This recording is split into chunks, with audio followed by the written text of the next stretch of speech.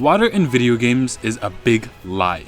What do Minecraft, Grand Theft Auto, Sea of Thieves, and Fortnite all have in common? None of them actually have water, at least not in the way you'd think they would. Games have gotten really good at lying to you, and in this video we're going to be covering water. Most water that you see in video games now is really just animated geometry and textures with a splash of particles. See what I did there? There's not really any complex simulations or really anything fancy going on behind the scenes. Real fluid simulation is very expensive, which for you people over 35 out there, it just means that your computer would struggle to run it without having frame drops. You'd need millions of particles and computational memory and energy and stuff just to get a singular water splash to look real. And this is far too slow for games that need to hit a consistent 60 frames per second to seem playable. Water simulations are good for movies and shows because nothing is real time. Everything is rendered beforehand. But for video games, which react to player input in real time, we need to be fast, and a simple game with an animated texture is the way to go. So, just like with most attempts to mimic real life in a video game, developers need to fake it. Waves are just math. Most video games start off by making water, usually with a flat 3D surface called a plane. A plane is just a flat surface that looks solid when you view it from the top, and it's see-through when you view it from the bottom. It has 4 vertices, or 3D points, that the computer uses to render it, which makes it extremely fast to render, which means, you guessed it, more frames per second. Most ocean waves are just a bunch of mathematical functions stacked together. From a flat plane, you'd use geometric shaders to apply 3D sine waves, and make it look like the water is moving forward or left or right, when in reality, it's just moving up and down. In Unity, you can easily apply a vertex displacement shader that will add a wave effect by actually moving the plane vertices up and down. But that means you'd need probably more than 4 vertices.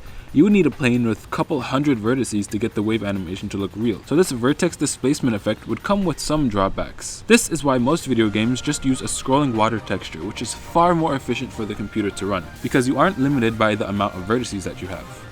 Water doesn't move at all. Most video game water isn't moving at all. That sounds crazy, right? In games, you can see waves crashing into the shore, rivers flowing downstream, and oceans stretching off into the horizon. How can that water not be moving? In a lot of video games, the actual water mesh just sits there doing absolutely nothing. Instead of moving, flat planes will have water textures that scroll. Sometimes you could even stack 2 or 3 textures that overlap to make the water seem more natural and not repetitive. Especially if you have a video game that doesn't need to be very realistic, seamless water textures can really make a flat blue plane pop and look realistic. So underneath all of these beautiful reflections and wave effects is usually just a giant flat plane. The trick is that developers don't move the water, they move the textures instead. Imagine taking a picture of a water texture and sliding it across the screen. That's basically what a lot of video games do. The texture moves, your brain sees motion, and suddenly it seems like the entire river is flowing. But there's a problem. If you only use one scrolling texture, players can start to notice patterns because the human brain is literally designed to see and recognize these. So the illusion's gonna break eventually. So developers cheat again. They take one texture, then another texture, and then they overlay them both on top of each other, and then they move them at different speeds in different directions. Now suddenly your brain stops seeing a repeating pattern and starts seeing water. Speaking of cheating, you know what's so crazy that it basically is cheating? My coding book, which takes you from not knowing anything about game design and coding to creating 6 full entire games from scratch and learning the basics of game development principles. You can also pair it with the coding course and basically be set to becoming a professional game developer. Check it out in the link here. But they're not done tricking you just yet, because even if the texture moves, the water still looks flat, because it is. That's where normal maps come in. A normal map is probably one of the greatest scams in computer graphics. Normal maps trick the lighting into thinking a surface has bumps and waves, even when it's completely flat. So while the geometry isn't changing, the light is. Look at the difference. It's the same mesh, the same number of polygons, but a completely different model, and it comes at absolutely no expense whatsoever, so you get the exact same FPS. Buoyancy is fake. Up until now, we've only talked about making water look real. But what happens when something actually needs to float on the said water? It would make sense that video games have to simulate real-life physics then, right? Not really. You see, the problem here is that real buoyancy simulation is actually incredibly complicated and expensive.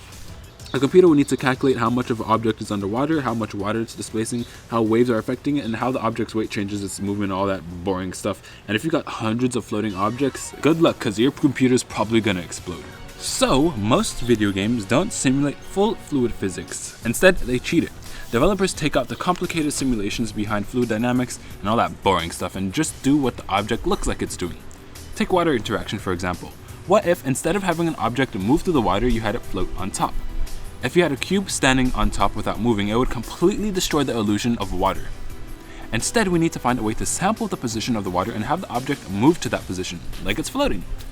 Instead of simulating millions of gallons of water, the object or cube will ask, how high is the water over here, over here, over here, and over here, and then the object will average out those positions and then move itself to that position. If it's a big object like a boat or something, we would sample 4 points, one for the front side, for the back, the left, and the right, and then we'd find the average of the positions and then move in between them. We could also apply a rotation between these points, so it looks like the boat is actually floating on top of the waves and rotating to match that. And boom, there you have it. Fake buoyancy without all this complicated simulation stuff.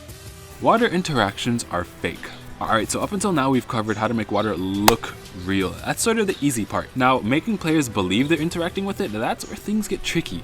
You see, here's the problem. This does not look like water. The main problem that water has to tackle here is that when players go inside of it, you have to treat it not like an invisible collider, but as if the player is actually moving. And how can you do that without an expensive water simulation? Particles. With Unity Particle System, we can easily create a splash effect, and then play it every time the player jumps inside the water. Some games will take it a step further, however, and do some fancy things like displacement, where the water will actually move depending on the position of the water. You can also use normal maps, decals, and more particles to make the water seem like it's actually being interacted with. So if the player is moving through a puddle, for example, you could play a splashing particle effect. If you're driving a boat, you could play a stream of particles behind the boat to make it look like a wake when the boat is moving. Wait, you drive a boat? Alright, just making sure I don't sound dumb. But it's probably too late for that. So, the final experiment. I created water for my game Airplane 3D. In the game, the water doesn't really play a big role, but it looks so amazing when you have low flybys and you can like skim the water and stuff. The video games that you've all played don't simulate water. They simulate what your brain expects water to look like. Thanks for watching this video, and if you really liked it, you can watch this one that explains some other lies that developers tell you. Well, they don't tell you, they give it to you. Support me by buying my coding book and my coding course, and I'll see you guys in the next video.